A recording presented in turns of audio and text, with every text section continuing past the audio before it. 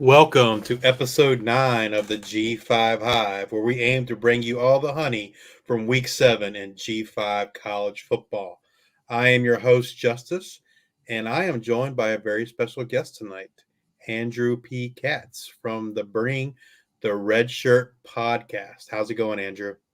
What's up, bro? Dude, that intro video got me hyped. It's been a long day for a Monday, and usually I'm winding down by now, snuggling up with a book or something like that. But now I'm ready. I'm ready to go. Awesome. Luke was a little under the weather today. He's kind of bummed that he couldn't join all our fans tonight. Hopefully he'll be back next week. So I asked Andrew to join. I think it'd be a good time for everybody, and we'll just kind of get started. So we're going to start off with what the swarm needs to know. That's our news and notes sections, and we're going to kind of start off with some injuries. The first one was an early week game, and that's Nate Noel, App State running back. He got injured very early in the game. I think actually his first carry in the game against Coastal Carolina. It's an ankle injury. It's not believed to be serious, but no word yet on like if he'll miss any time. In his absence, it was kind of a hodgepodge, I think. I mean, three other running backs got carries. Kanye Roberts got the majority, but you had Roberts, Amani Marshall, and Miguel Haywood, and they play Old Dominion this week, so it'll be interesting to see. I'll get an up close and personal view of App State and that infamous running game there. Do you play CFB DFS? I don't. Okay. I'm not good at it, so. Yeah, I finally kind of stepped it up and started playing a little more this week. Not with not that much success, but this I played a little bit of that slate with App State on it, whatever it was, Tuesday night I think, and it called back to memories. I feel like every single slate that has had an App State game on it for the past couple of years, they're like a running back's got hurt, or they're like their Lockley number one RB just hasn't produced on a midweek slate. I feel like that guy's always letting people down. So even I jammed in Noel like 90% of players. In hindsight, maybe I should have seen it coming. Is Kanye Roberts the record-setting high school guy who had like 5,000 yards? They've got like 5 guys, and I always confuse kind of who is who. If it's him, I mean, Kanye was kind of the hot name last year as a freshman. He was a true freshman last season.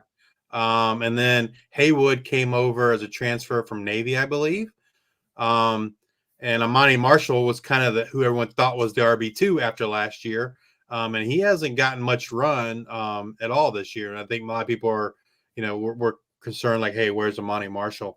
But the app running game always has an embarrassment of riches, I feel like, and I don't know. I always tend to stay away from them just because while it can be productive, like you said, if it's like some weeks just something happens because they just run them so much that I feel like they're bound to get injured, right? So.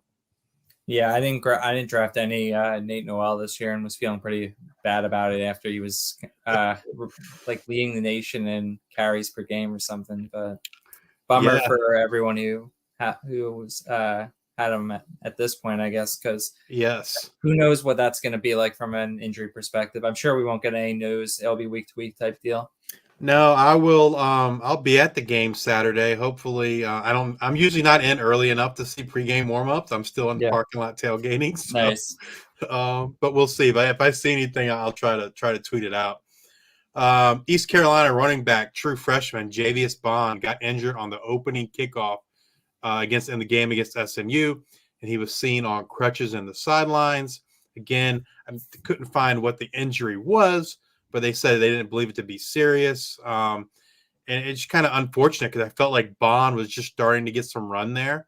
He kind of has a different skill set than the other running backs. He's a speedster, kind of like a Keaton Mitchell type. So kind of bummed that I didn't get to see more of him in that game on it was Wednesday night, Thursday night, whatever it was when they played SMU. You were in Jared's AAC best ball, right? Yep. I play in all of Jared's G5 Yeah. balls. Yeah, I do too. And they're so good from researching because it actually forces me to go deep to like at a certain point and like start to learn about a lot of these teams more than just like the stuff that I know at a surface level. So I hit up during that draft, I hit up one of my Twitter buddies going way back who's an ECU fan. And I was like, dude, I need some players from the AC. And he gave me Chase Sewell.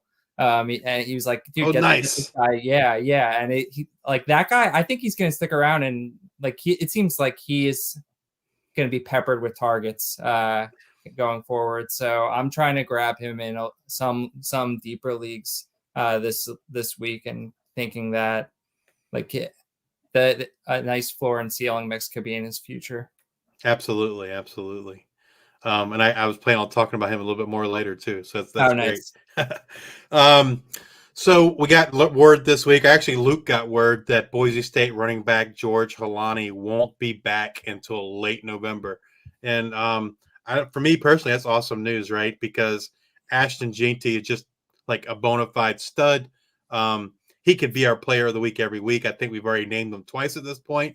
And I told Luke, I was like, well, clearly, like he's a player of the week, but we got to name somebody else this week. So we didn't pick Jeanty, but I mean, the dude's just a stud. So and I own so many shares of him in dynasty leagues. I'm stoked to hear that Holani's probably not back till towards the end of the season, if he comes back at all this year.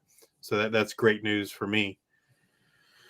I kind of wonder if Holani's even going to come back to Boise State. Period. Right? I just kind of wonder if he doesn't kind of see, hey man, like, I just don't. I mean, I know the coaching staff loves him and they're loyal to him, but man, like, I just I just don't want to envision like another split between him and Janty.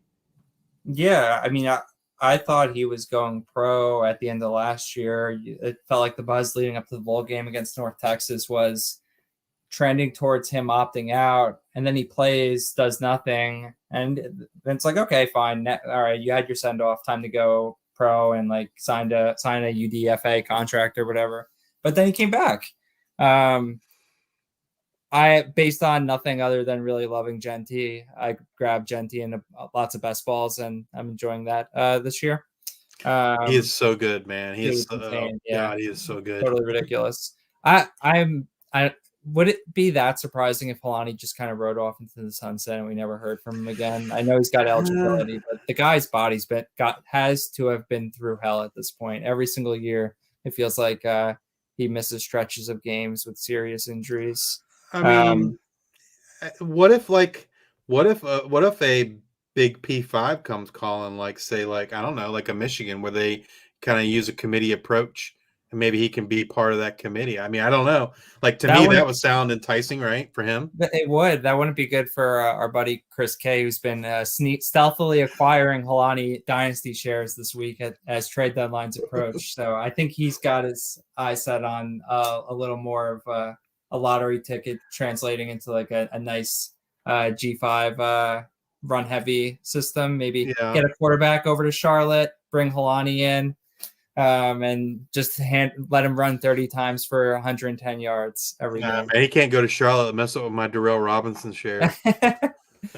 Do you have a note on him being out for the year? I do. Yeah, I have some Darrell Robinson as well. So we'll go ahead. I had it towards the end, but we'll go ahead and mention it now. Darrell Robinson, running back, Charlotte, true freshman, who a lot of people were very excited about, is expected to, is going to be out the rest of the season. I couldn't find anything on exactly what the injury is. My guess is it's got to be like an ACL or a knee or something. But anyway, we'll have to wait till next year till we get the Mr. Robinson show. All right, let's get back here. EJ Warner did not play for Temple this past week. He was still in concussion protocol, and Temple didn't look like the same team, which I think can be expected, right? They put in Quincy Patterson, formerly of North Dakota State and Virginia Tech. He's much more of a running quarterback, not nearly the passer that Warner is, and the Temple skill position players I think kind of suffered because of that. But hopefully Warner will clear protocol and be back this week slinging around for Temple Owls. So I generally don't bet like traditional like game capping type stuff because I know I'm not good at it. But I saw that news come down and I was like, I gotta like hit the under on this game. It's like 69.5 points or whatever. I'm like, I've been burned when I try to think that I know what's going to happen in North Texas game before. Like I think I bet them when they were playing Rice last year and Rice was on like QB5 and they still found a way to lose. But I was like, I'll go back to the well, 69.5 points. That's a ton. And the game starts and no one's stopping anyone. There was like 28 points in the first quarter. I'm like, let's shred that. And then I'm following the game and I get even more confident in myself as the game starts to slow down. I'm like, let me try my hand at live betting. Like I never do that. And I hit the live under at a point two, and that wins too. And that made me feel really good about myself. It made me feel like an actual sports bettor. But I know that like, all right, I dip my toe and can't get confident, Andrew. This isn't like your game. Yeah, I think like live betting a lot of times like you can get some real edges, right? I mean, It feels that way because they're so impacted by the score, especially right. early in a game, right? I mean, I remember I want to say last year it was Tennessee against Pittsburgh, and I want to say Pittsburgh was up like 14-0, and like I got some crazy odds on Tennessee. And this is before Hooker was injured, right? It's early in the season, Yeah. and I put lots of money on Tennessee in the live, and Nice. they went, and of course they won the game outright. So yeah, I Well, feel like you get some good edges there. you would think, and I like you just follow like the live odds screens and stuff like that. Shit is all automated, right? It's Absolutely, moving too quickly, so there's no way. Like I would assume that player level impacts like injuries that needs to be manually overridden, and like I don't know what that process looks like, but that I think is like a primary edge to live betting, right? When you can capture absolutely. something The like starting that, quarterback goes out right early in the right? game or Exactly. something. Absolutely. All right. If you watched us last week, we talked about Harrison Whaley, and we told you to expect him to miss this week's game, just based on the fact that they had a bye coming up, and he did. He did not play this past week with a leg injury. As I said earlier, they have a bye this week, so hopefully he can return in 2 weeks. Um, Originally, I heard that the injury wasn't they didn't think it was too serious, but I haven't really seen any updates on it. So kind of stay tuned and see if we get anything out of Wyoming, because they desperately need him. They're not the same team without him. They don't have another running back of his skill level on the roster. I have a question for you. Yes. Um, who's passing offense being competent, or based on a graphic that I know you want to talk to a little later on, more than competent, are you more surprised by this year? The improvement at Marshall or Wyoming? Passing, Yeah. I would say Marshall. Yeah, I expected nothing from Cam Fancher coming into the year. I was like, I've seen this dude throw before. It's a disaster. And now he's totally beyond usable. Like you can throw that guy in your starting lineup. You're getting rushing and passing numbers. Everything's great. I think if Wyoming started Savaboda, I think the passing game would be better. Yeah. But he doesn't offer the running upside or elusive. He's not as elusive as Peasley. I know Wyoming, folks are pretty excited about him. He's played a couple games with Peasley getting injured, so maybe next year they'll open up that passing game a little bit more. But I just think that's Wyoming's MO is run, run, run, and play amazing defense. Yeah. It's been their MO for years and years, even when they Totally. had Josh Allen, right? Mm-hmm. Marshall tight end Tade Conley missed his second straight week due to an ankle injury. He's one of the top G5 tight ends, so kind of stay tuned. Marshall takes on James Madison this week. Texas State running back Ismail Mahdi played this week with a club or a cast over his wrist, but it definitely seemed to impact him. He wasn't his normal self in terms of production and carries. He split time with Denario Davenport. Mahdi did have 50 rushing yards on 14 attempts and 1 catch for 8 yards. They have a bye this coming week, so hopefully in 2 weeks, maybe the cast will be gone. It's healed enough, and he'll be back to his normal, highly productive self. Utah State quarterback McKay Hillstead sat out this week's game. He's still in concussion protocol. but he is expected to be cleared for this coming week's game. Cooper Lagasse started in his stead. It looked okay. But I'm excited for Hillstead to get back out there and Lagasse to be relegated back to the bench. I got Hillstead in a couple of dynasty leagues, and I might need to start him this week. So, Do you think they go back to him? I think so. Yeah. I don't think Lagasse was so great that they can't. Right. I think he Lagasse has looked adequate in games, but then he'll have another. The next two games he looks like he doesn't know what he's doing.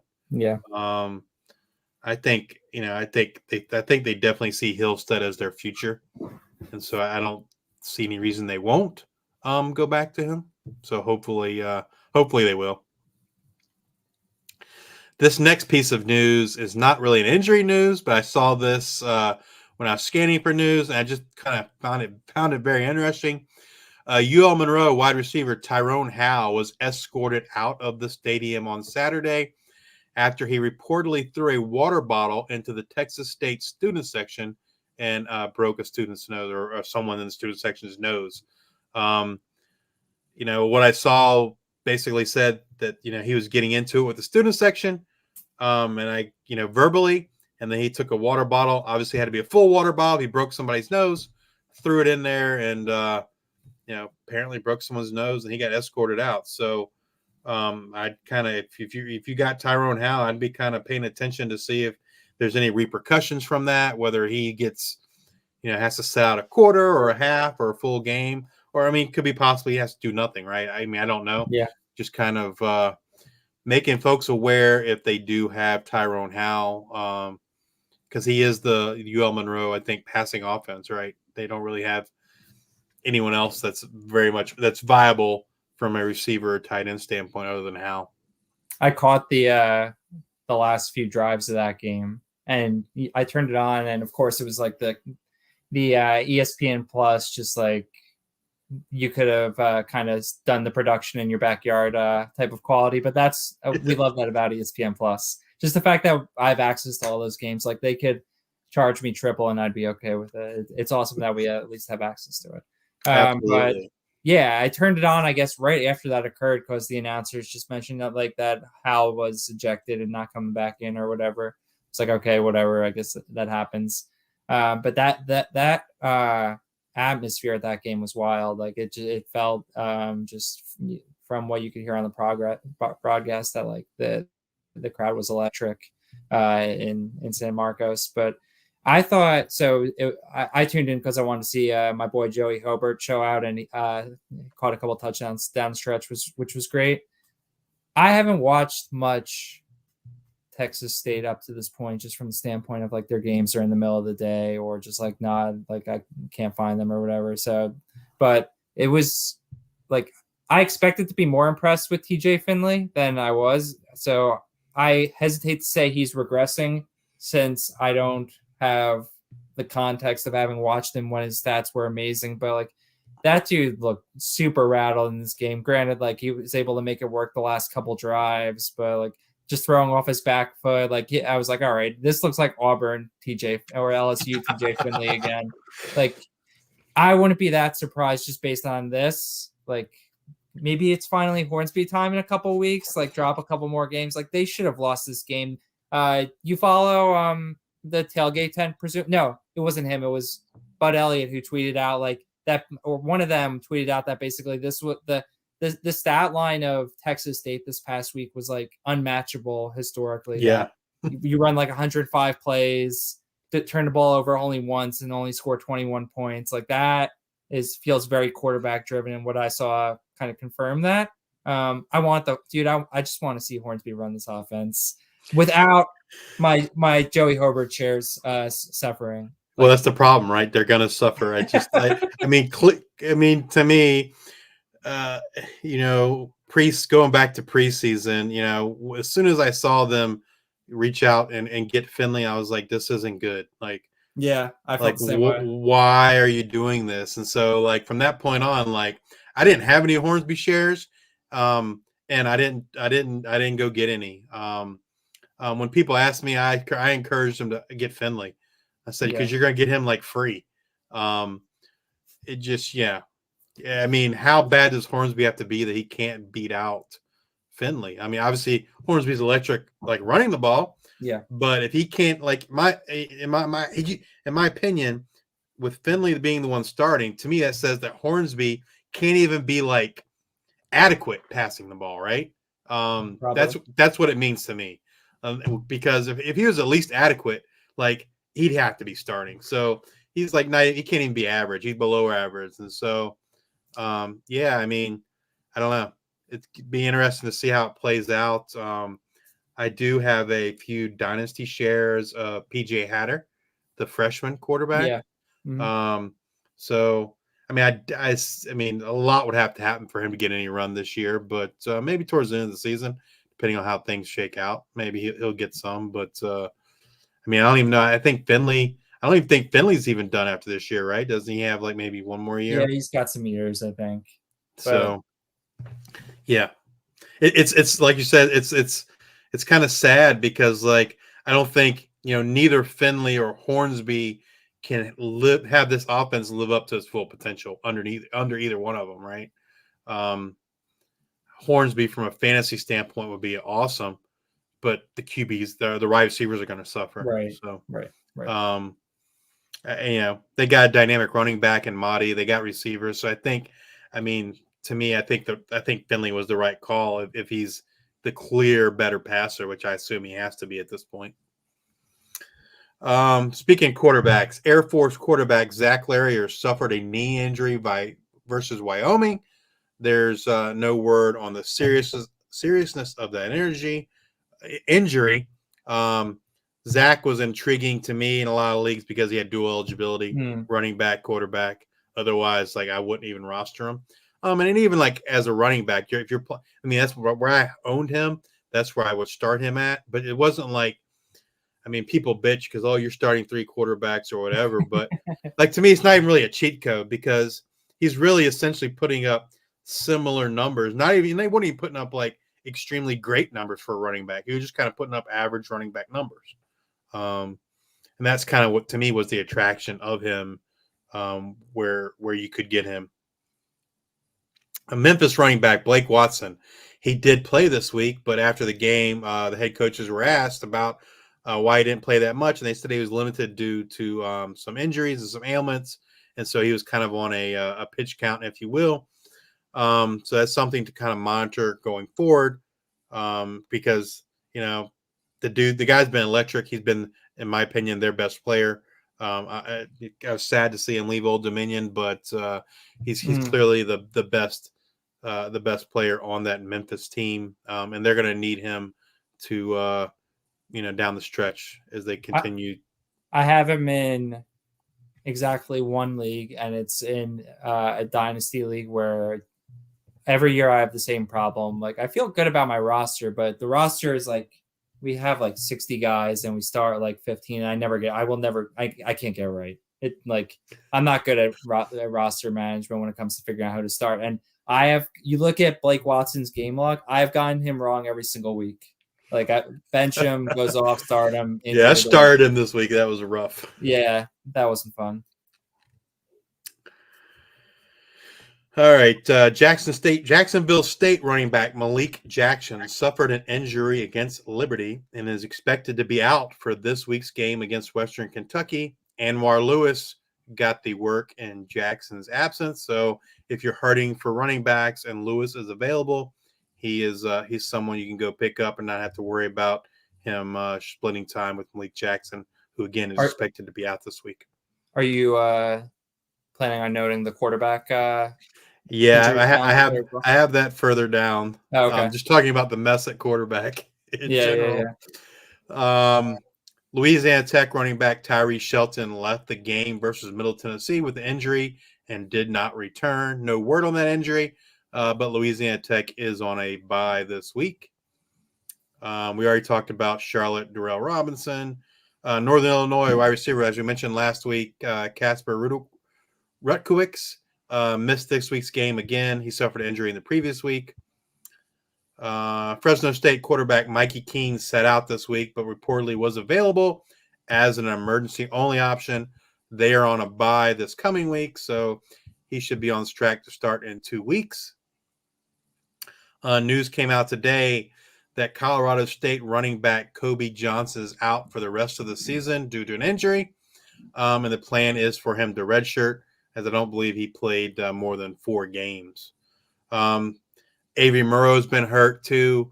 Van Shield was the one getting the work in the game this past week. So, I mean, hopefully Morrow comes back and can kind of look like he did towards the end of last year. Do you have anything on any other Colorado State players?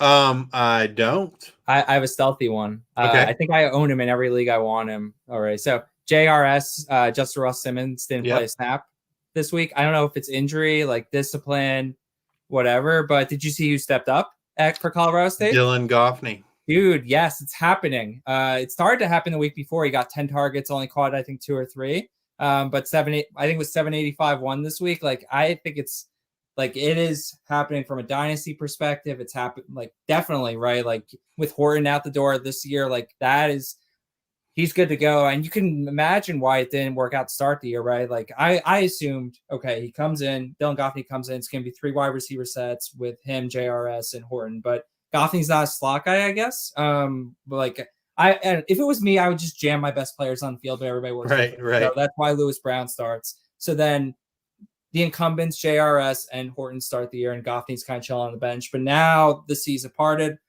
Goffney enters the lineup. He's gonna kill it outside. And then when Horton's gone, like that is a dude you need in Dynasty, I think. Maybe I don't have him everywhere. I think there might be one league I don't have him, but I have him in a lot of leagues. I'm feeling really good about it, especially after this past week. I think for the remainder of the year, like at minimum, we're like that dude is gonna get close to 10 targets a week, right? And then, like, it from a dynasty keeper's perspective, like maybe he's not Torrey Horton, but the number 1 receiver in that offense is awesome. Yeah, I've been I own lots of shares of JRS, so I was trying to find news today and I couldn't really find anything of why he didn't really play. So stay tuned on that front.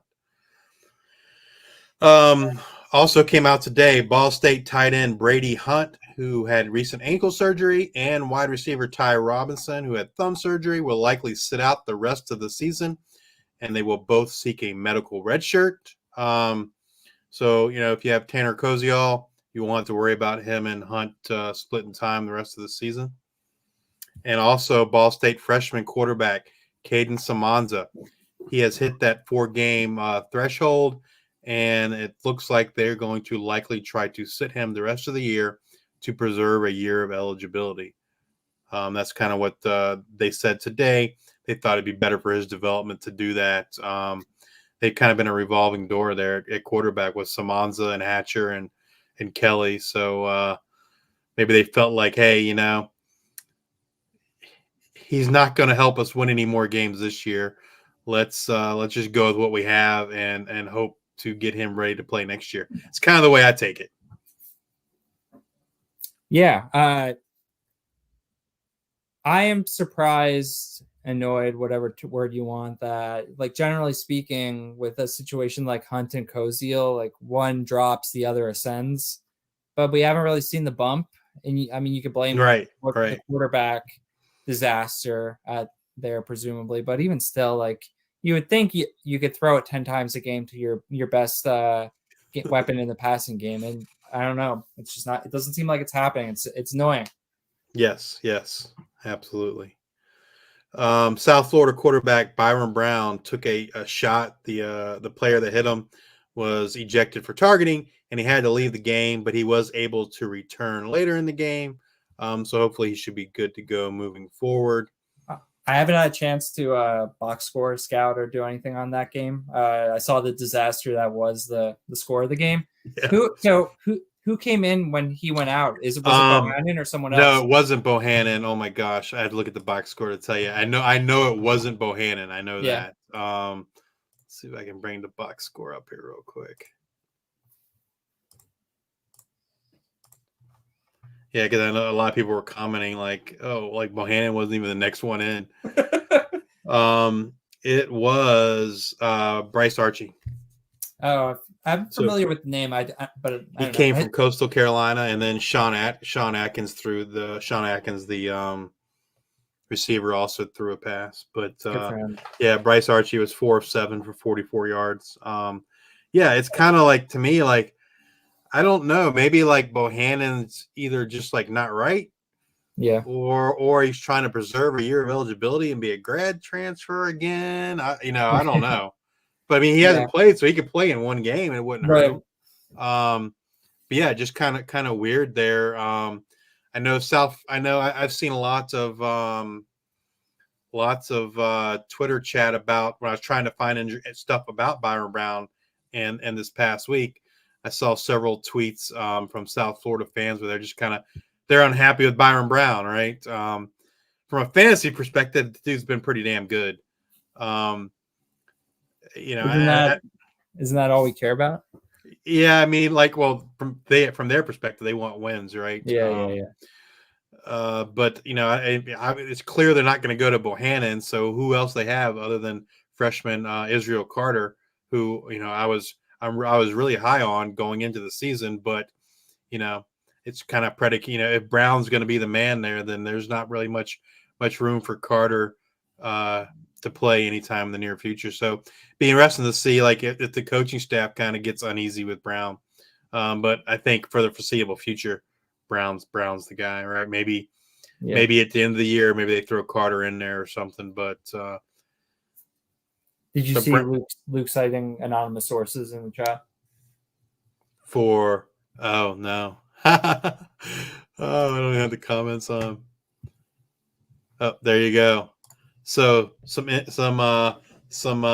news for Justin Ross Simmons. Apparently, he has a hand injury, so that's positive, right? At least for Yeah. if you have shares, you're not worried about him being surpassed, so to speak, by Goffney. But we see it happen all the time where a guy goes down to injury, and another guy steps up.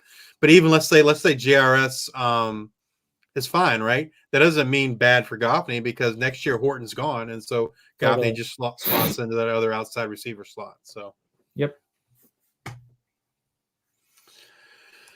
All right. Let's see. UTEP quarterback Gavin Hardison missed this last week with an injury on his throwing arm. Cade McConnell, sophomore, stepped up and threw for 262 yards and 2 touchdowns in the 27-14 win versus FIU. I happened to watch this game.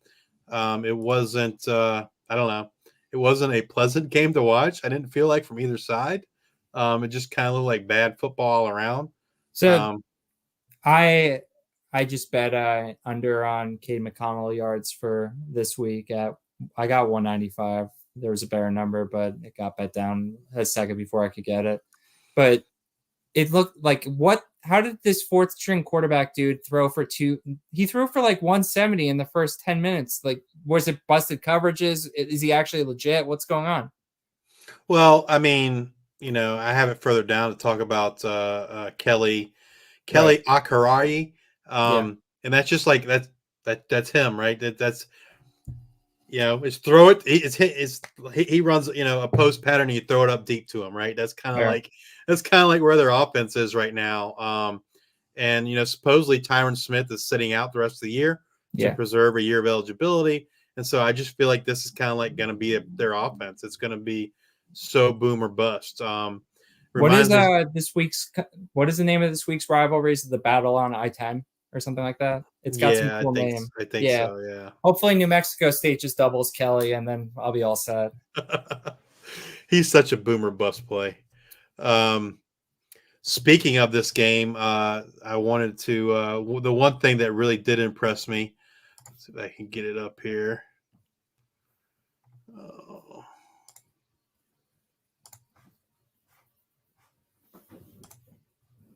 Those uniforms from Florida FIU. Those uniforms were hot, man. I really liked them. They had the field painted.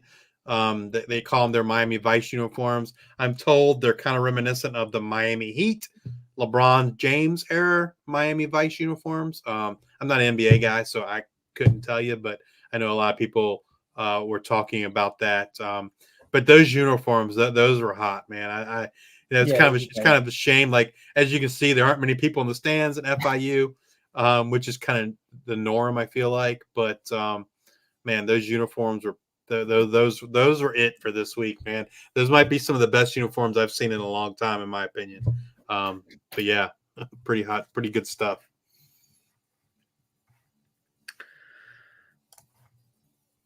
Some more news prior to this week's game. Hawaii head coach Timmy Chang brought Dan Morrison, who's a run and shoot expert, in as an offensive consultant. He was also there for some of the fall camp. Morrison was a QB coach for June Jones at Hawaii and SMU, and also Nick Rolovich at Washington State. They looked a little bit better, especially in the second half of that game. So hopefully, I mean, I just think like it's going to take time. But like the pieces are there, right? yeah, But I guess the only disappointment for me is like Tylen Hines. Like I had high hopes for him, and like yeah, he's just kind of fell off the face of the earth. I'm assuming he has some kind of injury. He hasn't played the last several weeks, but he wasn't. But it just makes it easier because he wasn't productive before that anyway. So do you have anything on that rando who had 100 yards this week? Nick Cynical. I guess I never heard of him. I mean, he's kind of like done that off and on. Yeah. I want to say like he did that another week. Okay. I just feel like, like in my opinion, the only like super reliable guy is Ashlock. Right. And then if you had to pick a second guy, it's McBride. Yeah. After that, it's kind of like, hey, you got Pinoke, you got Nishigaya, you got Cynical. I feel like Pinoke and Nishigaya are more like possession type guys. Where Cynical is more like a deep threat like McBride. So he's going to be very up and down kind of guy. Yeah, long past time for me to take my L on Pinoke for this year. I was all in, and it's not paying off. Oh well. Preseason, I guess the only guy I was really in on was Hines and Shager. And then as soon as that first depth chart came out, like I was adding Ashlock everywhere. Yeah, I got it here too. Because he's an inside guy, and inside guys kind of eating that offense. So, congrats to Darren Granger on setting the school record for total touchdowns. That's passing and rushing with 60 total touchdowns this past week. Darren Granger, like he's just a guy like I feel like gets no respect. But even in the college fantasy world, like the dude just produces. He doesn't normally get you the 40-point games, but he's pretty consistently in that 25 to 30 range. And I feel like he's always been kind of underranked folks kind of like dismiss him, but he's been, super productive this year and in years past. And I see no reason that won't continue for the rest of this season. Yeah, that offense is super fun. So now I want to talk about East Carolina. Like, I watched that game against SMU, and they're just a total mess. Chase Soul is the one bright spot, and we'll talk about him on the waiver ads. But that quarterback room, man, like Mason Garcia is not it. Alex Flynn is not it. I'm just waiting for them to play true freshman Raheem Jeter just to kind of see what he has. Maybe they're waiting for 4 games left to do that, so they preserve a year of eligibility. But I almost feel like in this day and age, like in the transfer portal, it's hard to do that, right? Like if you feel the guy's ready to play and can play, you almost got to put him out there because who knows how long you're going to have him to begin with. Because if he goes out there and shows out, like it's a good chance like someone's going to come calling anyway. So, why not show him some love early, and maybe that'll pay dividends and some wins, but their offense is not good, with Garcia or Alex Flynn. So if they're listening, play Raheem Jeter. I'm going to talk a little bit about Liberty and that offense. Caden Salter was on fire the first couple weeks, and he's kind of slowed down from a fantasy perspective. But I think that's just a product of this offense. Like we've mentioned before when we've talked about Salter and this Coastal Carolina offense, it's such an efficient offense, right? And so they're going to produce numbers, But if they're off just a little bit, like from a fantasy perspective, the numbers just might not be there just because of I think that's just the efficiency of the offense. I'm probably still rolling out Salter just because, I mean, he hasn't been like terrible the last 2 weeks. And they've also played, in my opinion, two of the better defenses in CUSA with Sam Houston and Jacksonville State. And so, I'm continuing to roll Salter out there. But I think people have to understand, like, I feel like it's just a product of the efficiency of the offense and his fantasy production on a week-to-week basis. Yeah, I long time Salter lover here. I was going to say if you did not, I was going to comment about the quality of the defenses they played the last 2 weeks. I've tuned in for both games. I'm invested in Liberty to win CUSA, Liberty to go in undefeated. Feeling reasonably good about both at this point. That they haven't looked great in my opinion the last 2 weeks. Like especially like things look sketchy against Jacksonville State this past week, and I think they caught. They should have lost the Sam Houston game. Yeah. Oh yeah. They should have lost that game. And last week against Jacksonville State was not trending good until Jacksonville State lost both their QBs and their RB in like the span of like a couple drives, and then like all right. Liberty then can just kind of wear him down with these long run heavy drives. But there's going to be an opportunity to flip the switch. I think you can craft an argument pretty easily that you cut the schedule in half, first half, second half. Salter might have a better back half of the season. The defenses they play are garbage. Yeah. They've got Middle Tennessee coming up tomorrow. That game is going to be fun. I think that Middle Tennessee will push them enough scoring where Salter could drop a nuke. And then we've got my own personal Super Bowl the following week of the Liberty at WKU. Sets up, outside of it being a road game, I think it sets up really nicely for Liberty. Just with you read what people write about WKU in terms of their weakness, and like it starts with their run defense, which doesn't seem good against Liberty, right? So right. I'm hopeful we as in Liberty get a dub there, and then it's all downhill, right? 4 games against who is it? Louisiana Tech, and then some other team from Virginia. Old Dominion. Old Dominion, yeah. That's it. Well, I will say this though. I mean, like Old Dominion's run defense is pretty stout. Yeah. Okay. Yeah, their run defense is pretty stout. I mean, their defense in general, but the run defense is pretty stout. If you're gonna get Old Dominion, it's gonna be through the air, in my opinion. That's fair. And then close with UMass and UTEP. So it's all there for Salter and Liberty. And there's definitely gonna be some blow up spots. I'm not sitting him anywhere. I don't know. I'm in a league where I have a really tough choice this week between Salter and Jalen Rayner. Oh, nice. That's fun. And I also have Donovan Smith, but I feel like he's kind of like I won't start him anymore the rest of the year. But yeah, I just feel like I gotta go with Salter. Right, he just feels like a safer option. Rayner's probably the higher ceiling. Salter probably the better floor. But yeah. We'll see. I might go for the higher ceiling because I'm playing I am number 2 in the league and I'm playing number 1, so I feel like go for it, right? Yeah. Speaking about Jacksonville State, their quarterback situation even before this week I feel like was a mess, right? They couldn't decide between Zion Webb, and Logan Smothers. As you said, they both got hurt this week. Ashton Fry came in, so I don't really know what's going to happen this coming week. The one thing I found interesting is that Ashton Fry was the one to come in and not Tashawn Smoot, who was kind of like a preseason and spring favorite. Did you know anything about Fry before this? I did not.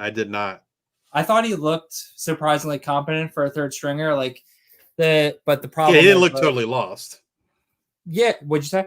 He didn't look totally lost. No. But I think the challenge there is like his skill set is not necessarily a Rich Rod offense skill set, right? Like he looks pretty much zero in the QB run game, which kind of kills a lot of things that offense wants to do. But like he looked like he was finding receivers. I thought like, all right, as the game wears on, your third stringer is probably going to look worse as they kind of get a feel for what's going on. But he surprised me in a good way. I mean, he definitely. I feel like of the three, he's probably the better passer of the three. Yeah, I Um, think that's fair. but like you said, he doesn't offer as much through the running game, which is kind of what Rich Rod wants to do. Yeah. We kind of mentioned this earlier. Kelly Akarari, wide receiver from UTEP. He just like I feel like this has happened already twice this year, where people like add him because he goes off, and then they turn around and they're spending like I've seen like people spend like some in leagues with Fab have spent some pretty serious money, and then they turn around because he doesn't do anything for 3 weeks and drop him, and then he goes off again, and someone else spends some pretty serious money on him again, and I don't know, like he's not someone I would ever roster unless I'm in a best ball league, just because I just feel like this is how he was last year. That's how he is this year. I don't see that changing, right? It's can hit a couple deep shots to him, and that's kind of that's when he's going to go off, and versus when he doesn't. I just can't endorse anyone adding him. Like, I mean, if you're getting him for like free, that's one thing, but like, in my experience, what I've seen in my leagues, people spending some pretty serious cash twice this year to get him, and I just feel like you can't reasonably expect to start him, just because you just don't know. You can't. I don't feel like you can predict with any kind of certainty when he's going to go off and when he's not. Totally fair. Malik Sherrod finally showed us what we all were expecting. And I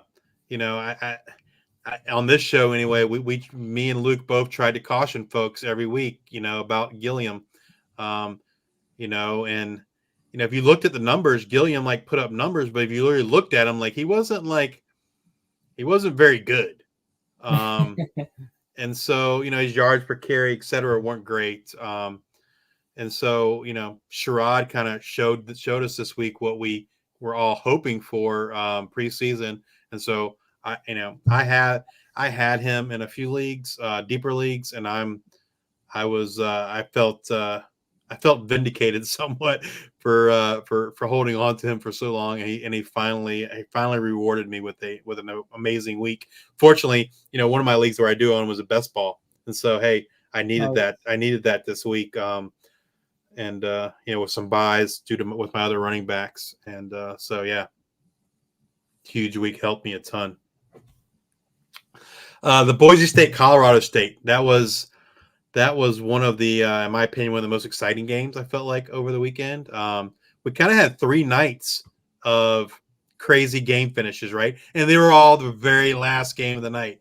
You had the Houston, West Virginia game, which I don't know if you saw that. I mean, we're not really talking about P5, but man, that ending was crazy, right?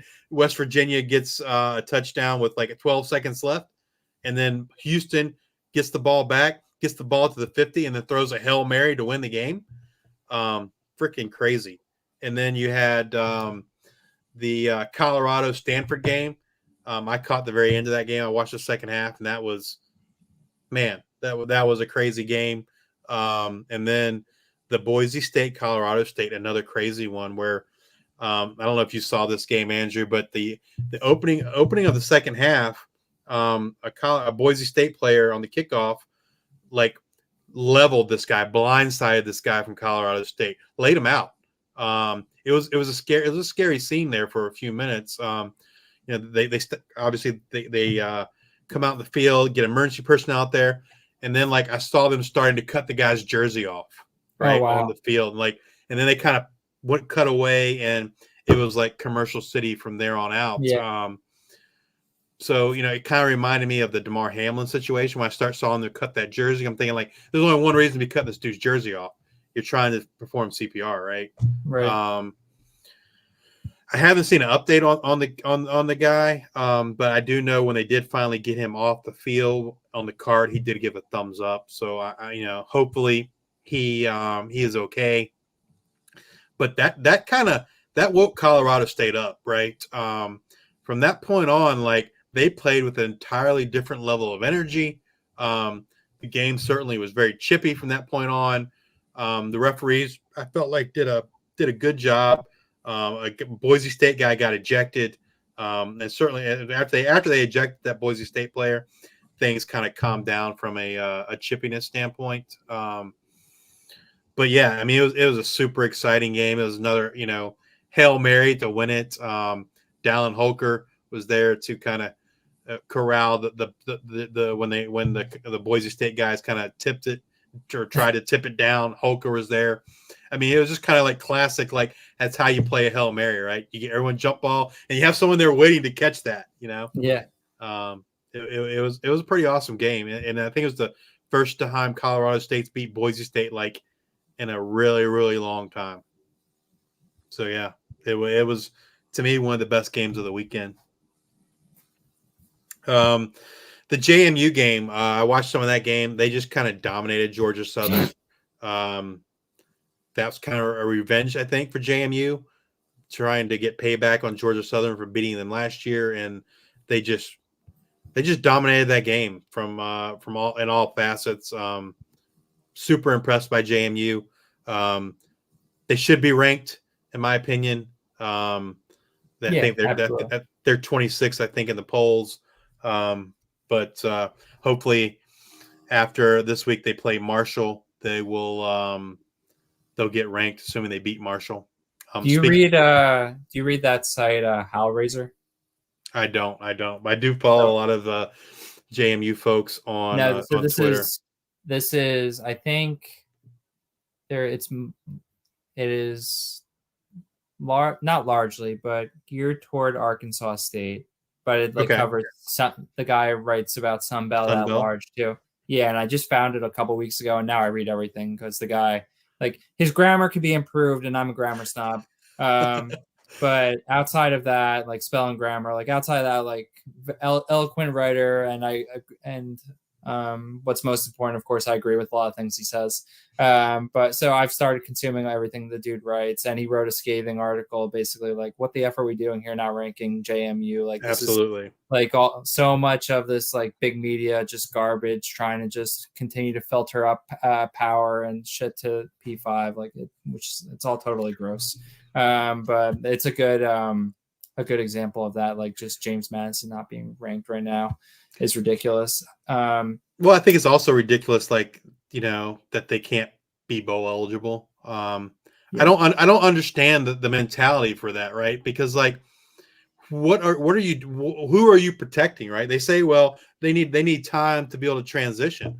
If they're good enough to be freaking bowl eligible, they should be freaking bowl eligible, right? Like, I mean, I don't understand that, but I know it's a rule. Ridiculous, it's a rule, but from a betting perspective, relative to the Sun Belt, I think it's such an interesting component of trying to cap the Sun Belt conference futures. Like that, like, I do not envy sports books having to figure out how to price those week after week. So, like, Georgia Southern gets destroyed by James Madison, and their price improved this week.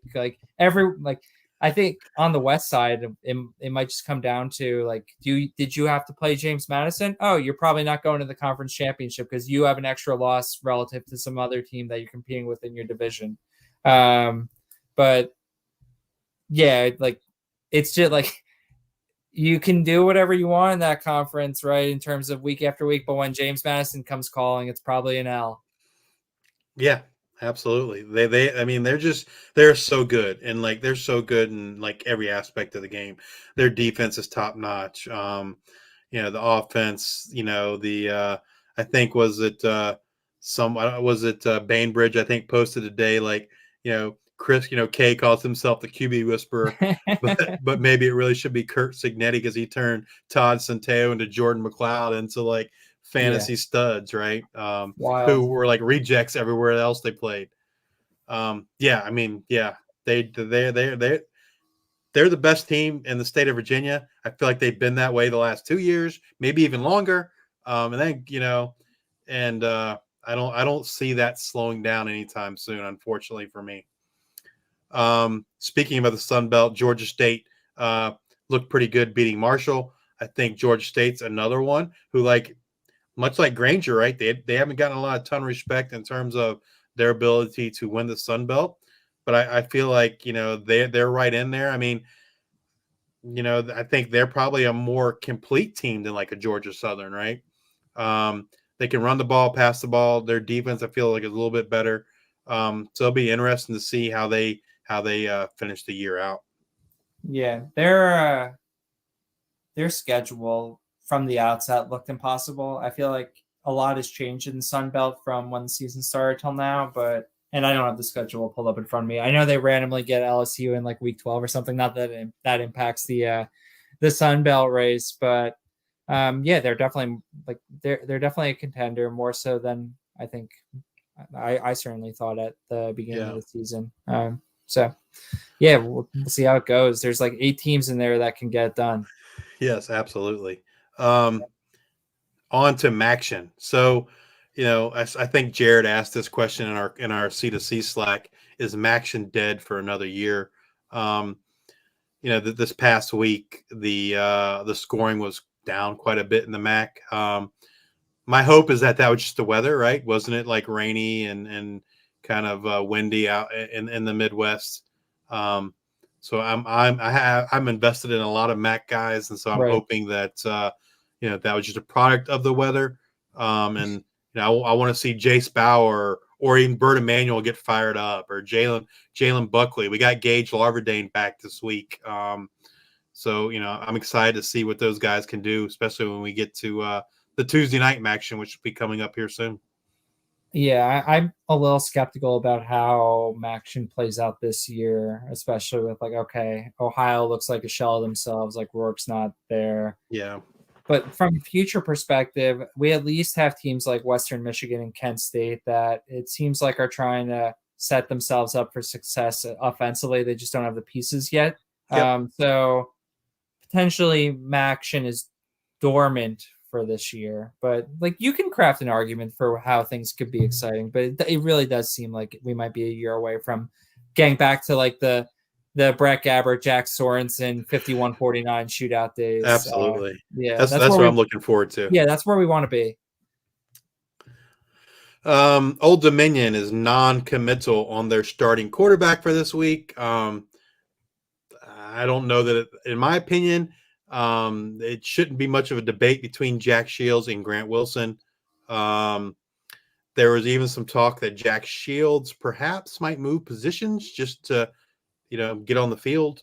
To me, like if they're having that kind of talk, that kind of tells you like what's really going on. I'm not going to be shocked on Saturday if Colton Joseph is a starting quarterback. So I was just going to ask you, is that the freshman That's the there freshman. was a write up on at the beginning of the year that this guy was inserted in the competition? Yeah, it's actually yeah. So I'm not going to be shocked. They had 2 weeks, and it would totally be a Ricky Ronnie thing, right? Ricky Ronnie is so tight-lipped, and so I mean, I think both Wilson and Shields have had more than ample opportunity to prove themselves. If you're picking between them two, to me, it's no contest. It's got to be Wilson. Shields he just I don't know what he offers other than he doesn't hold the ball and sit in the pocket as long as Wilson. That's kind of Wilson's big problem. Wilson takes so many sacks and he doesn't throw the ball away. He just holds on to the ball way too long. But Wilson is definitely the better passer. I think you maybe could argue that Shields is a better runner, but neither one of them are setting the world on fire. So maybe it's just my wishful thinking that, hey, they use these 2 weeks to get Colton Joseph ready. A lot of folks think, hey, well, they're not going to play him to the last 4 games. Well, I mean, they have a chance to get bowl eligible, and you just can't count on putting him there in the last 4 weeks and him doing something. I just feel like, again, like I said earlier, in this day and age, transfer portal, etc., you got to play these guys. If they're as good as what you've been saying, then I don't see how you don't play them when you see how the other quarterbacks on the roster have performed. So we'll see. Stay tuned. Like I said, it'd be totally a Ricky Ronnie type thing to, not say anything, and then Colton Joseph is a starting quarterback. There were no G5 versus P5 games this week, as we already mentioned. Top 25 for the G5. James Madison should be ranked, and they are getting close. They are up to 25. or I'm sorry, number 26 in both polls. So now we'll move on to our players of the week. Luke's player of the week was Kyrie Robinson. He had 15 attempts for 126 yards, 3 touchdowns, and 2 receptions for 63 yards and a touchdown. A great game from Kyrie Robinson. I feel like he does this a couple times a year. He's just not consistent, right? From a fantasy perspective. At least last year, he was at least getting you touchdowns every week. This year, he's not even as consistent with that. But maybe this can be what catapults him into improving the rest of the year. And then my pick for player of the week was Rasheen Ali, running back for Marshall. 19 carries, 103 yards, 2 touchdowns, 4 receptions for 71 yards, and a touchdown as well there. And he had an amazing – I don't know if you saw this game, Andrew. He had an amazing catch in this game. Like, it's like you watch the ball and you're like, oh, that's going to be incomplete. All of a sudden, like, he has the ball and he's running for a touchdown. Like, you're just like, how in the world did that happen? It was kind of crazy. But, he is such a talent. I'm hoping that he sticks around for another year. He does have additional eligibility. Break out the NIL. Absolutely, right. I feel like some of these guys in the G5, that's what needs to happen, right? Because, I mean, their hope for the NFL, not to say it can't happen, but the percentages just aren't in their favor, right? I mean, it's not. I mean, look at Dwayne McBride, right? Look what he did last year. And McBride got drafted and then he got cut, right?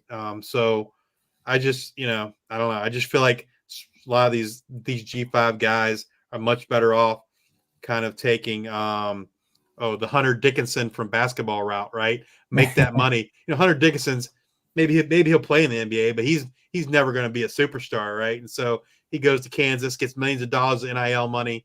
And makes more money than he'd ever make in the NBA. So I feel like I'd love to see some of the G5 guys do that as well versus trying to go to the NFL.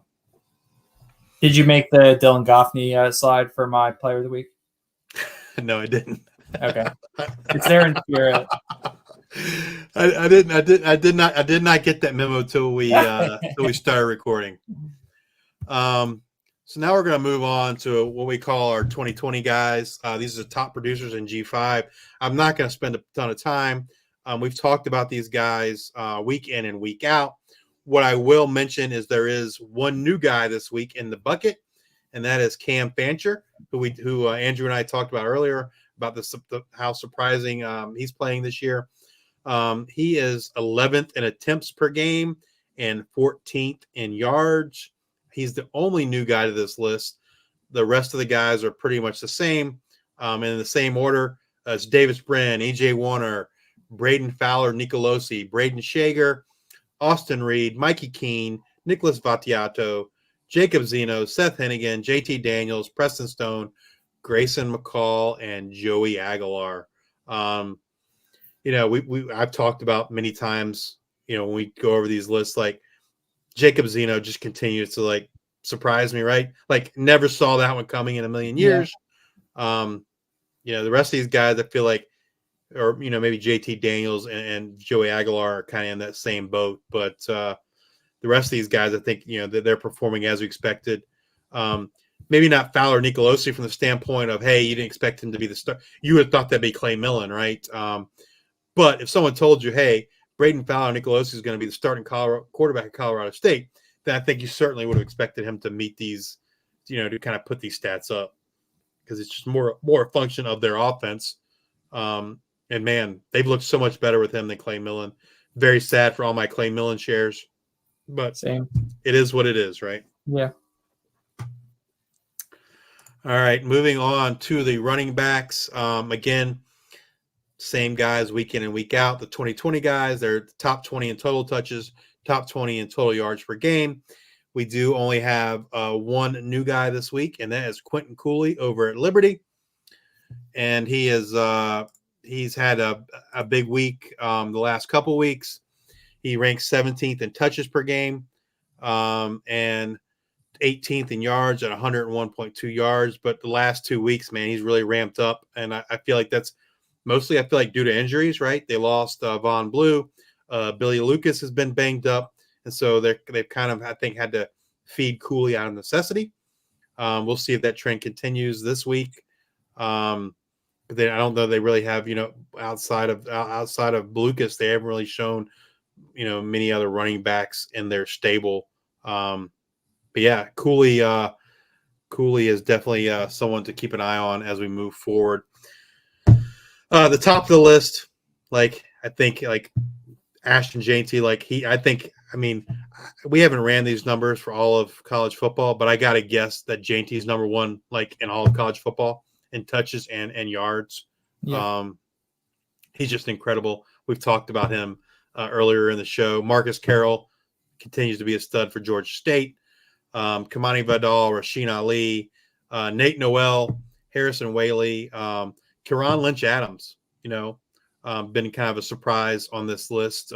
Certainly didn't expect that coming into the season, as well as Jalen Buckley there at Western Michigan.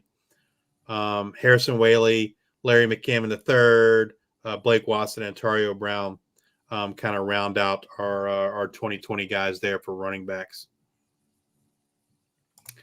Moving on to the wide receivers. We have two new guys this week. One of them is Andrew Katz's favorite. And that's Joey Hobart, Texas State. He ranks 13th in targets per game and 13th in yards, 8.9 targets for 87.4 yards per game. He's the clear leader at receiver for that Texas State offense. And the other new guy is Ricky White out of UNLV, ranking 14th in targets, 20th in yards per game. UNLV is 5-1, I think now. Be interesting to see kind of how they do moving forward. But I think at one point we called this the no-go offense, but they've seemed to have a little bit more go-go in them here lately. And White's certainly been the beneficiary. We'll see if that continues. I'm finally throwing White in some lineups this week. We're getting a 328-0 coming in hot. I have him in one league and I haven't started him yet. I don't know that I'll start him this week, but we'll see. The top of this list is we could have wrote most of this I think before the season. LeJontay Wester just continues to be a stud week in and week out, even with the quarterback change there. Torrey Horton, Malachi Corley, Caleb Hood, Terrell Vaughn, Sam Pinckney, Colin Lacey, Luke McCaffrey, and Eric McAllister kind of closing us out. Very quiet week from McAllister this past week. And I had been starting him in a lot of leagues because he'd been a really pretty consistent guy. But, kind of had a stinker of a week this week. Boise State's rotating the quarterbacks, right? Which I think is kind of I don't know. I'm not a big fan of that. That staff needs to go. They're killing the brand. I don't know what needs to happen in terms of who you need to bring in, but this just isn't working. Yeah, I posted the question in our Campus to Canton company Slack earlier this week. Like I said, it's clear to me Boise State isn't good outside of Jainty. Jainty hides a lot of their issues, and you almost wonder does the administration feel the same way, and will they do anything with the staff? I don't think Avalos is the guy, but not knowing their financial situation. Can they afford to let him go and get someone else? I don't know. Will they give him another year? I don't know. But yeah, I mean, I feel like it's kind of a certainty at this point that Taylor Green's going to enter the portal and go somewhere. Yeah. And then he's going to freaking go bonkers next year somewhere else, and you're going to be like, we had that guy. Why couldn't we figure out how to use him? Sorry, I shouldn't have cut you off. Oh, you're good. By somewhere else, do we mean a school that doesn't want him to just be a drop back passer and just yep. I don't know. That stubbornness is one of my biggest pet peeves in college football, when a coach just tries to enforce his system agnostic of what he's got from a talent perspective. You see it happen so often, man. Yeah. And Like who I feel like is one of the best at being able to do that is Lane Kiffin. He's able to mold his teams around what the talent of those teams. And I just wish more coaches would be able to do that. A lot of them, like you said, they just try to Yeah. keep putting that, trying to pound that that square through that round hole, Yeah. and it just doesn't work. All right, moving on to our tight ends. Dallin Holker, he's the man. I mean, look at all the injuries to tight ends this year, and where folks were drafted. And Dallin Holker wasn't drafted high, not super high, and he's kind of the last man standing. I feel like with the Bowers injury. Gadsden got injured early on. Jatavion Sanders and Jalen Conyers have been, injured, and we talked about the two guys at Ball State. Who else am I missing? That was a top tight end, but Holker's still standing strong. If we included him in our 2020 bucket for G5 wide receivers, he would be in that. He'd be in both categories, which to me, as a tight end, that's super impressive, right? I actually acquired him in a dynasty league this week from a non-contender. Oh, It's a pretty big league. It's a 24-team league. We start 3 quarterbacks. I ended up giving up Garrett Nussmeier and I believe a 5th-round draft pick for Holker. oh, is this the Nate league? No, this is the original league. Oh, excuse that me Nate for being that that, presumptive. that Nate copied from. But Ah, but yes, I mean, yeah, I mean it is exactly the same as Nate's league. yeah, But this league's been going on. We're in year 3 of this league. nice. And so yeah, I'm currently actually I played Nate this week in the league and I beat Yeah. him. So I was super stoked. Nate, the last 2 years, the championship game in the league has been Nate versus Josh. Oh, And so I'm hoping to be able to change that this year. good luck, bro. I'm tops in points scored by like 400 points. Oh, nice. But it's best ball, and like I've lost 2 games, and Yeah. so you just never know what's going to happen. Like I've been super fortunate. My quarterbacks, I don't have like the studs. Like I don't have the 40-point guys, but I got like 6 to 7, 25 to 30-point guys. Yeah.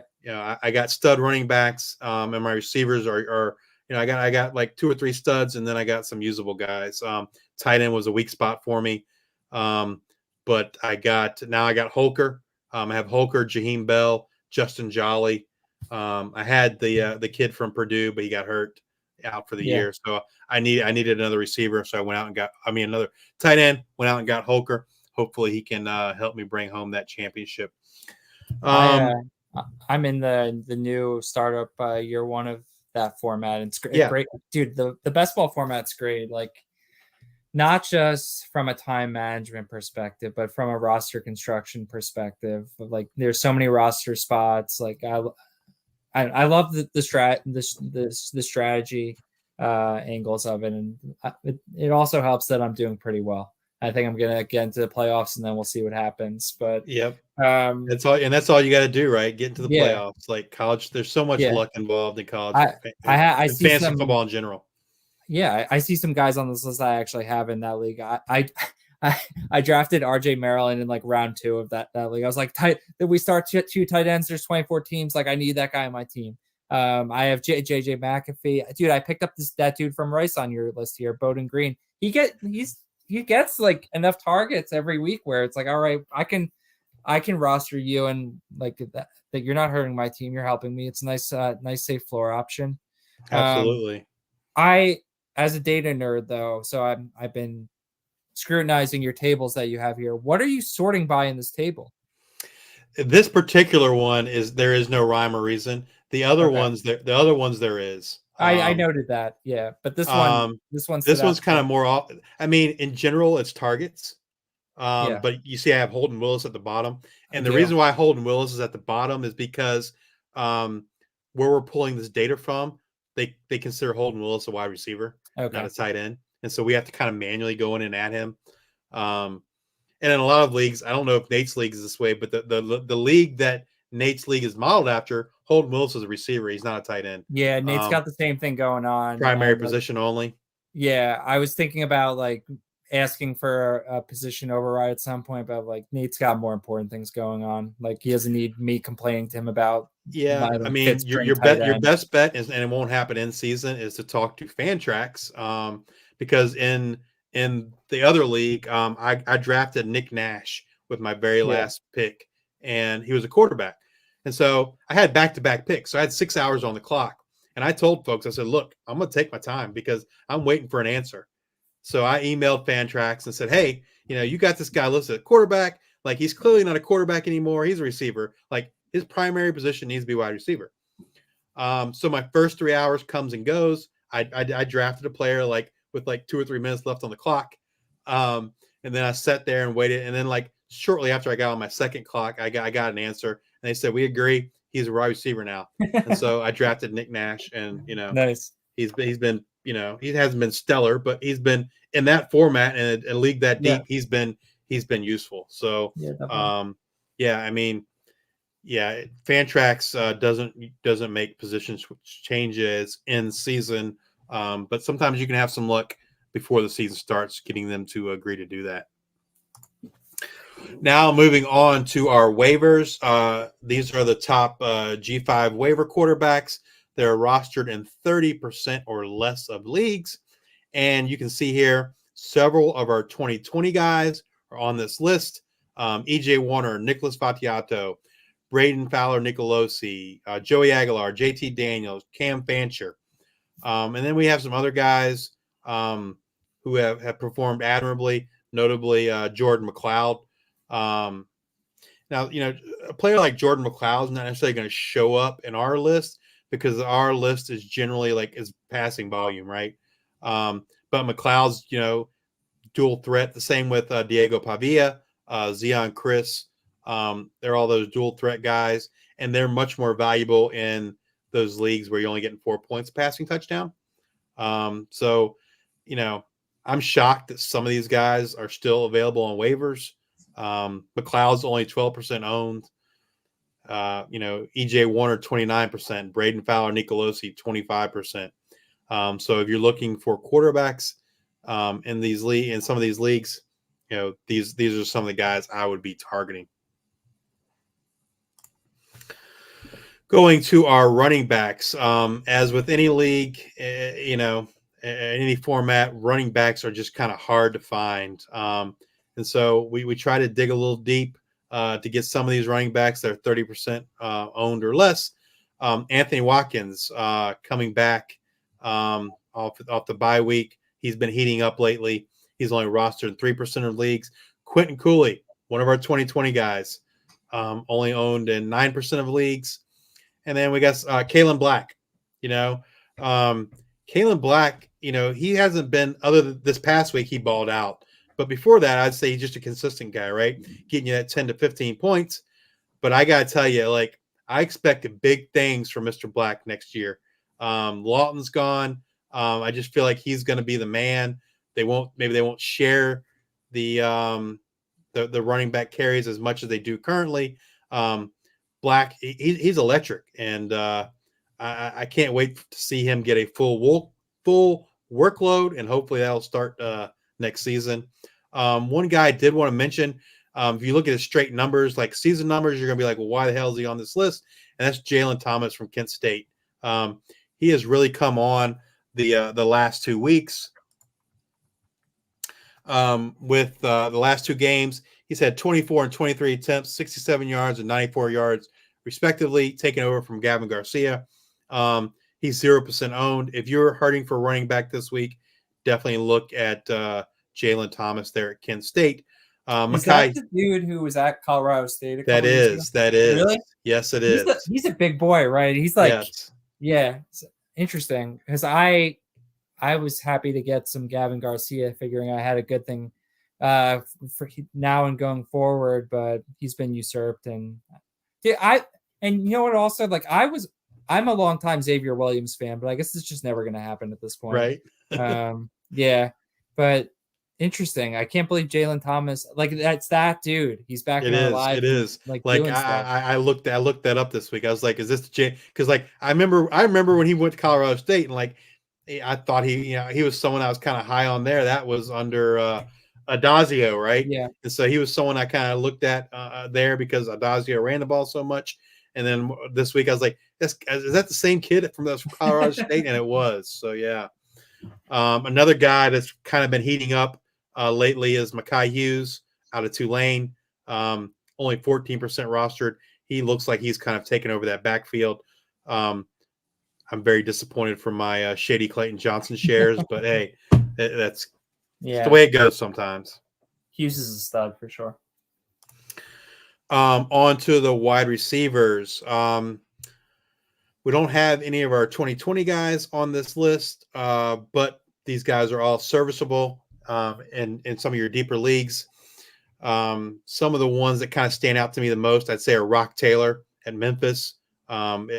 To me, it's absolute crime that he's only 10% owned.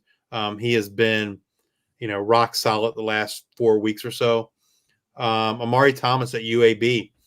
Jacob Zeno's throwing the ball around. Amari Thomas has kind of been, if there is one guy, he's kind of been the guy for them. Noah Smith at Sam Houston has come on strong these last 2 weeks. In addition to Noah Smith, Malik Phillips at Sam Houston as well, getting a lot of targets. Sam Houston's playing from behind. It's a good game script for these guys to get some yards. And then the last guy I want to mention, who we've talked about earlier, is Chase Sowell out of East Carolina. He looks like the man for that East Carolina offense. The last 2 games, 10 and 12 targets, 88 yards, 120 yards, 17.8 points or 19 points a game. If he is available in your leagues, you need to go snatch this man up. Unfortunately, I got outbid on him in that 2014 dynasty. I spent my money early. I spent my money on Jalen Buckley and then McKay Hillstead. So I don't have much money left. So someone spent 200 on Soul. So yeah, wasn't able to get him. So that's kind of do it for our waivers this week. Just kind of wrapping things up here. G5 versus P5 this week. Really the only game is Army versus number 19 LSU. I don't have much hope there that will be an upset in that game. But there are some games that I'm looking forward to this week. The first is tomorrow night, Conference USA Showdown, Western Kentucky versus Jacksonville State. It's going to be interesting to see how the Jacksonville State defense does against Western Kentucky. This Western Kentucky offense has not been the offense we've come to know the last 2 seasons. It reminds me much more of a Mike Leach type offense, right? Shorter passing game, not as explosive, which I don't know. Is it useful? Is it fun? Yeah. But man, I wish we could get back to the last 2 seasons with that explosive passing game, but doesn't look like that's going to happen, sadly. And Jacksonville State, like I said, they're one of the better defenses in Conference USA. See who starts at quarterback for them on a short week. I don't think Jacksonville State can pull this off, but crazier things can happen on a short week, right? Yeah, if they had Smothers or Webb, I'd be quietly confident. I think that they could make this really interesting, but it sounds like Malik Jackson, Smothers, and Webb aren't all not going to suit up, so that really makes it tough for them. We also have a MAC showdown this week. Both of these teams are 3-0 in conference, and that's Toledo against Miami, Ohio, 4 p.m. on Saturday. Miami got Gage Larverdane back this week, so hopefully it's wheels up for him. And Toledo has looked like they're solid, normal selves, right? Finn's kind of been up and down. Penny Boone's looked good the last few weeks. Looking forward to that game. Just kind of see who takes control of the MAC. Sun Belt Showdown Thursday night, JMU against Marshall. I fully expect JMU to win this game. It is at Marshall. But Marshall, Marshall plays every team tough. I was kind of shocked that they didn't look so good against Georgia State, but We're Albany. yeah, that's true. What a wild start to the season. Like when they were down at halftime or whatever in their first game against Albany, I was like, all right, all my assumptions about Cam Fancher and this offense are confirmed. My Rasheen Ali teams can be lit on fire. We're now in a very different place than that. Yeah, that JMU defensive line is so good, man. So I am. I mean, fortunately for me, the spots I have Rasheen Ali are best ball, so I don't have to make a decision. But man, that JMU line is pretty legit. Right. And so it'll be interesting to see how Marshall performs. Marshall is just one of those teams, right? Like they can beat the best teams, they can lose to the worst teams. I feel like I agree. Very, very Jekyll and Hyde. You know what? Last year they beat Notre Dame. This year, they beat Virginia Tech pretty handily. And then but then last week lost to Georgia State. And like you said, didn't look great against Albany. It just, yeah, very, very up and down team. So it'll be interesting to see which version of Marshall shows up this week in that Sun Belt Showdown. And that's really kind of all I had this week. Anything that you wanted? Any games you looking forward to this week from a G5 perspective? A lot of what I'm doing from like a games looking forward perspective is I'm just kind of tracking my conference futures, and like those are the teams that I vibe with and follow most closely. Like on a Saturday, especially, like I'm not watching games during the day, and then at night it's like, all right, let me catch up on everything. And I only have I can only put one game on at a time. So I usually just try and like find the teams that I'm kind of following throughout the season. And if they're on, like, so Georgia Southern's always going to be the team that I'm looking for. I think they play it too against against Monroe. That should be a nice bounce back for the Eagles. In the MAC, I have Ohio Futures, which are now looking not quite as good. I would love to see them score some points this week. I forget who they're playing, but my memory is that it should be they should be able to roll whoever it is. But I would have said the same thing about Northern Illinois this past week. Right.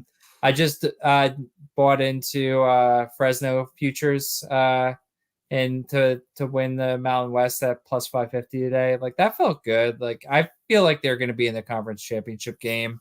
But they're on a bye this week. I believe UNLV gets Colorado State this week. Like that. Am I making that up? I don't know. I'm gonna look it up while you're talking. I was looking at the schedule this week, and a lot of like the top teams in the Mountain West are off this week. But I think that's like kind of one of the more interesting games in that conference. Let's see. Yep, UNLV, Colorado State, 7 p.m. Yeah, that game could go. That could shoot out. That could be a lot of fun. That's a nice night game. Like I am annoyed to no end at how like so many other areas of the sport from it seems like on Saturdays DFS providers have really scaled back in terms of how much G5 they incorporate, especially on like the main slate. Like DraftKings did include a couple of G5 games this week on the main slate, which is nice, but that's the first time I've seen G5 in a main slate I feel like this entire year. But it would be nice to have that UNLV Colorado State game on the night slate, and then I could throw Goffney in some lineups and have some fun. And then let's see. So we covered the Sun Belt, the MAC, AAC. I mean, I've long time been kind of a fan of the ponies. So if they're on it's just not that fun this year. Like it feels like things are super inefficient. They're not working. Well, I also feel like their defense is better than normal. Right. Okay. And so I feel like they don't, they're not having to sling it around as much to win. Yeah. But that's what we want. That's what I want. I want to see. Absolutely. That's what we want. But they've got so much talent too. It just feels like things aren't working as well as they could. But the sum of the parts isn't equal to the whole, or whatever that phrase is. And then what am I forgetting? You think that coming on a G5 show, I wouldn't forget an entire conference.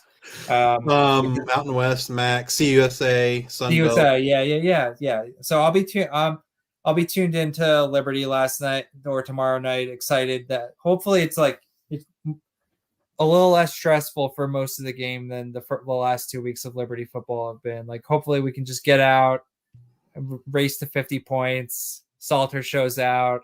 Middle Tennessee scores a few touchdowns too, so that we have like a nice, real shootout environment. But Liberty hopefully is never in jeopardy. So that's kind of where my head's at across the five conferences. I mean, yeah, I feel like that game definitely has some shootout potential. Middle Tennessee State offense is good. I don't think either team's defense is great. But Liberty kind of controls the ball a little bit more, controls Yeah. the time of possession. So, but yeah, I think that game definitely has some shootout potential. I am glad that there are games like Tuesday, Wednesday, Thursday, Friday. I've been kind of spoiled the last 3 weeks because Old Dominion was on a bye this week, and in the previous 2 weeks they had away games. So I got to sit around and watch so much college football. That's awesome. And so I've been kind of spoiled.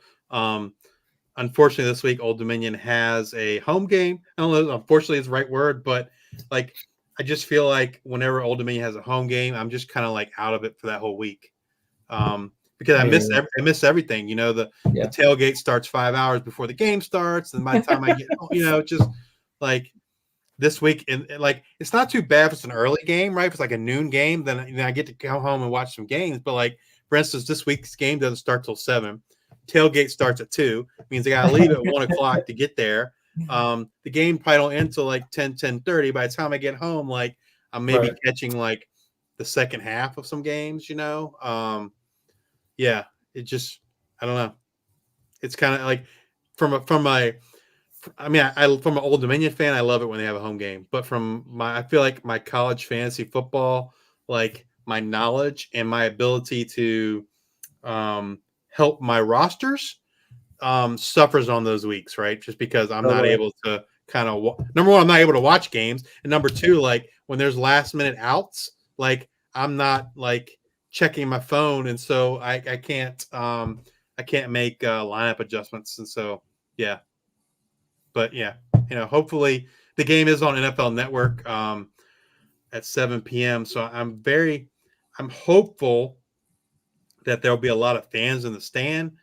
Cool. But I gotta say, like based on like the last couple ODU home games, I'm not expecting it. We had a pretty pitiful showing against Wake Forest, and we should have beat Wake Forest. And then they come out the next week against the game against Jacksonville State was a weather thing. I'm not Jacksonville State. I'm sorry. Texas A&M Commerce, where it was just abysmal. Like it was a bad game. The weather sucked. All the above. But I'm hopeful that a game against App State, another very good team in the Sun Belt, and the fact that it's on national TV, that hey, our fans can kind of show what you saw at Texas State last week, what we saw the week before, or last week. I'm sorry, at the App State Coastal Carolina game. I just feel like so many of the Sun Belt teams have great fan bases, have great atmospheres. ODU used to be there back in our days of the FCS when we were a pretty dominant and winning team, but the last few years haven't been so kind in terms of wins, and our it's kind of shown in terms of the atmosphere and the number of fans that attend. But hopefully we can get there. The new offense, I feel like, is a step in the right direction, but they certainly don't have all the pieces necessary for it to perform the way that it should. So hopefully we just see more positive trending in that direction. So that's going to do it for this week. I want to thank you for joining, Andrew. Hopefully we can have you again. Luke says thank you as well. But hopefully we can have you again at some point this season. And dude, absolutely, yeah. This was great. I'm all about that G5 life. Absolutely. If you're interested in hearing more of Andrew, check him out. Burning the Red Shirt podcast. Him and Chris K on there. Yeah, we've got. I think we've got 3 episodes left for the season. We're trying to keep the red shirt intact, and we had one a couple weeks ago, but we'll pick our spots. You know, where our niche really is the off season, where we thrive coming up with kind of interesting content and just doing our thing. But in season, it's tough. Time is at a premium, and it's a lot of work. A lot of work. Absolutely. Absolutely. But I will say, like, your podcast is one of the ones I enjoy and I listen to pretty religiously just because it's different. You know, it's not so much it's I don't know how to describe it. It's more like, you know, two guys just talking college football and not so much about, you know, hey, you know, let's talk about this player and why you should pick him up and these are his stats. You know, I feel like there's so much of that already content available that I enjoy that, you know, you guys are kind of an alternative to that, in my opinion. And just, you know, I don't know, it's just fun. You know, it's fun, good stuff. So I really enjoy it. So nice of you to say. If you're not a subscriber, absolutely subscribe to Bring the Red Shirt. And speaking of subscribing, you know, please rate, review, and subscribe to G5 Hive. We're available on Apple Podcasts, Spotify, Google Podcasts, YouTube. You know, subscribe, like, comment on YouTube. You can find us on X/Twitter at G5 Hive. You can find me at Justice_2318. You can find Luke at Probasco Luke, and you can find Andrew at Andrew P. Katz. And with that, hopefully we should have Luke back next week. And peace out.